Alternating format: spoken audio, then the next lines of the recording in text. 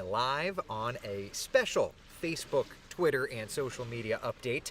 Of course, we are the just epicenter of space travel, and today's an awesome opportunity to get to watch a launch. If you've never seen one in person, today it is Atlas V coming off of Launch Complex 41 at the Cape Canaveral Space Force Station, and we have great weather for this launch. I'm here at the Cape Canaveral Space Force Station, and we're just, for the next several minutes, going to be chatting, getting you ready, and then, of course, after that, we'll be able to start watching full coverage from United Launch Alliance. Today's customer is going to be the United States Space Force. They're putting up, I believe it's satellite 5 and 6 in a series of satellites that, among other things, helps to track for collision avoidance, because things upstairs are starting to get awful busy. Outside, you can see for now, it's that thin layer of high kind of overcast cloud cover, but for now everything we're hearing is that the weather conditions look wonderful for launch. Let me take you over to our tower cam network, and that is a live look from Launch Complex 41. Atlas V, kind of an interesting scenario today because this Atlas V only carries one solid rocket booster. The SRBs, of course, if you're familiar with the space shuttle, it was the two white rockets on the outside of the space shuttle. And with that said, it helped get that added weight off the ground. In this case, the Atlas V has the ability to add solid rocket boosters around the base to help with the added weight. And in today's case, there is one solid rocket booster.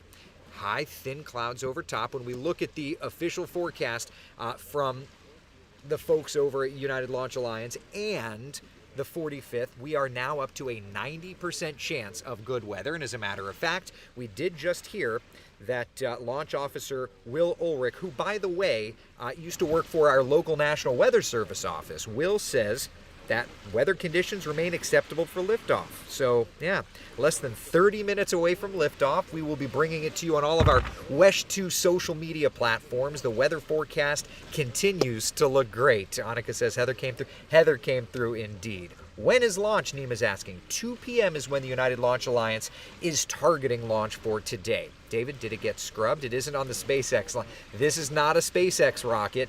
This is a United Launch Alliance rocket. And so as such, SpaceX isn't going to cover it. Although I could tell you, there have been lots of SpaceX crews out and about today because they're, of course, working hard on their next launch, whenever that shall be. Why have rockets lately been heading south? Can they let us know ahead of time for the fans in North Florida? Well, I think that they do. They give a pretty good idea on launch trajectories and things like that. So, yeah. It's so cool that we get to watch this live. Well, and Mary Lee will be certainly streaming it on all of our social media platforms. The radar, has been fairly active in other areas, not in Central Florida. There is a cold front that's sitting in play, and you can see that front kind of situated over top of us. I could tell you, I'm wearing a polo. I've got a fleece with me, and borderline wanting to use that fleece. It's a nice breeze, but it's a little bit of a cool breeze. So it's almost worth wearing the fleece. But you can see just to the north, lots of showers. To the south, there have been pockets of rain, and there are going to also be pockets of heavier rain. At this point, though, when we check in on our first warning Doppler radar, I'm happy to say conditions are looking great, not just in Brevard County, but for basically Central Florida. Now, I do think we'll get into a few showers later on, but that's not the case for now, okay? So let's just take a look. Winds around town, looking good. A nice light breeze across Central Florida. Nothing that is too ominous. And to give you an idea, if you're familiar with rocket launches, that spot there, the camera, this is on my Mac, right? So it may not give the best vantage, but that pad there, that's Launch Complex 39A. That's a SpaceX pad. Of course, that's where the space shuttles used to launch. That's not the pad for today. It's this pad right here. That's 41. That's a United Launch Alliance pad. And of course, that's where today's launch will be taking place. So weather is looking great. Again, we go back to the live shot from our tower cam perspective. We've been hearing that fueling is go. Everything is good. Brian, what factors are there for the launch window? Well, when it comes to the overall forecast, today the concern has been, of course, the cloud cover. But when we look to the forecast, over the last several hours' time, ULA's meteorologists, along with Space Launch Delta 45 meteorologists, which are basically just the officials out here. They have been updating things and continue to look better and better. As time progresses, things have been looking better and better. So for now, weather does not seem to be a concern, which is great. Michelle says awesome. Dora says awesome. Yeah, I mean, it's great stuff. So what I want you to do is, if you have to get some work done, get some work done. But by about 1:58, 1:59, I want you to head outside. Now, there's a lot of clouds. I get that. But by about 2 o'clock, I want you to at least try to step outside, look to the horizon, and see if you can't see this launch, because it's going to be another beautiful one. And there's not a bunch of Atlas V's left. They're working on sunsetting the Atlas V program. Of course, ULA will be working forward in a new direction with newer rockets. But, the unique thing to this, we were talking about the solid rocket boosters a few moments ago. The unique thing to this launch is that this is the first of this configuration, which is a 5-meter fairing, which is what holds the satellites. It's a one SRB on the Atlas V configuration, and Atlas has the ability to adjust their configuration based on their customers. So it's going to be an interesting, if you imagine the rocket with one solid rocket booster just stuck on the side, it's going to have an interesting, we're told that they're calling this the scooter, because it's going to kind of scoot off the side because of the kind of off balance to that launch configuration. So it will be an interesting scenario.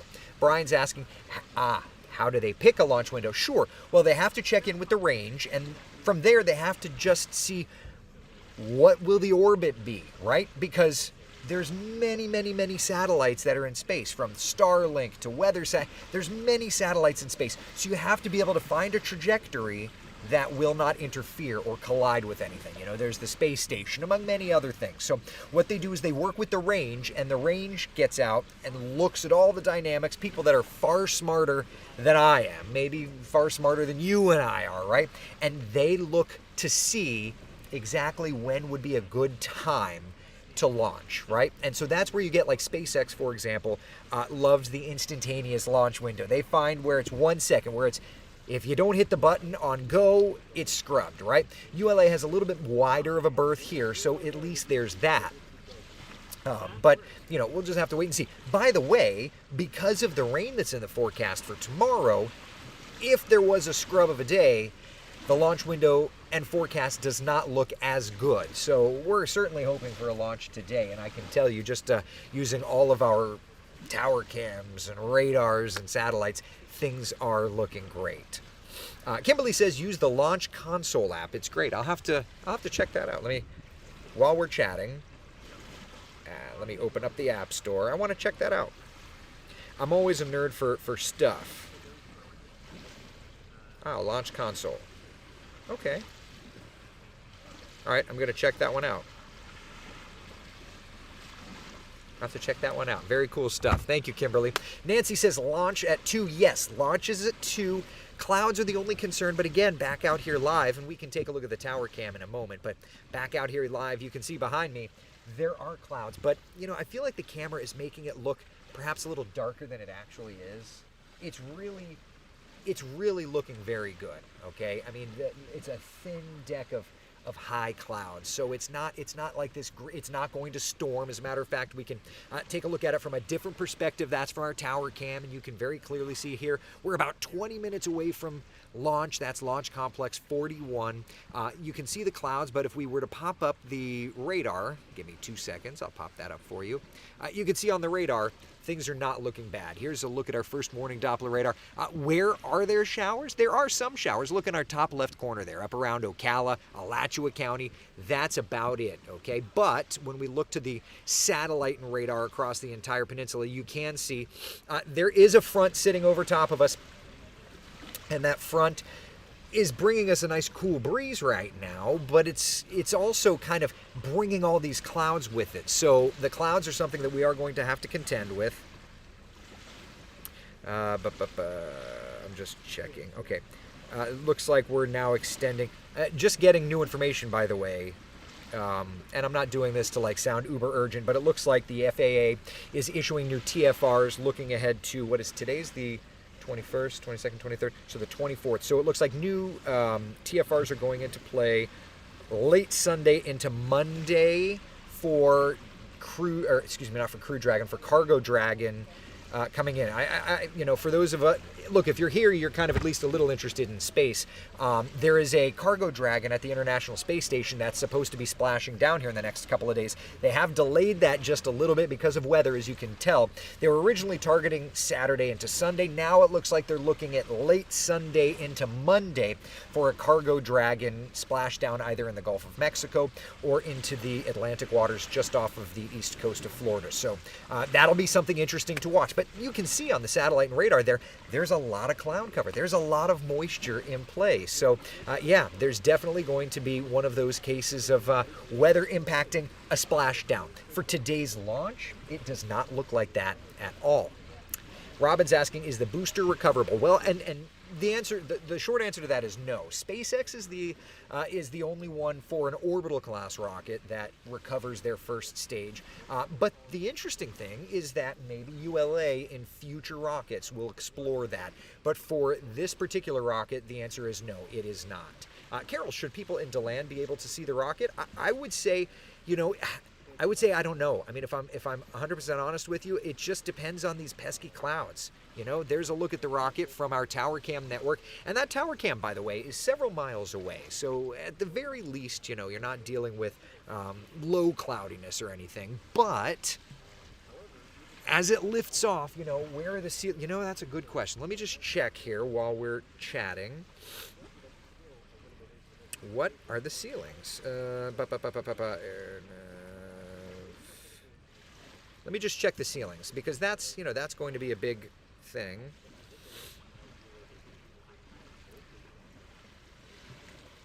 All right.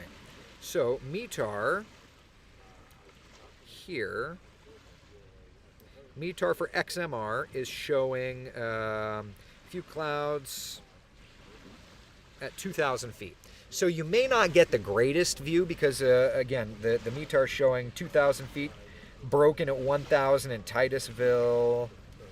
A few clouds at 2,000. Excuse me, at 20,000. Excuse me, 20,000. I misspoke. As I'm reading this, I'm like, that's not 2,000, that's 20,000. So you'll at least for a little while be able to get a nice view of it.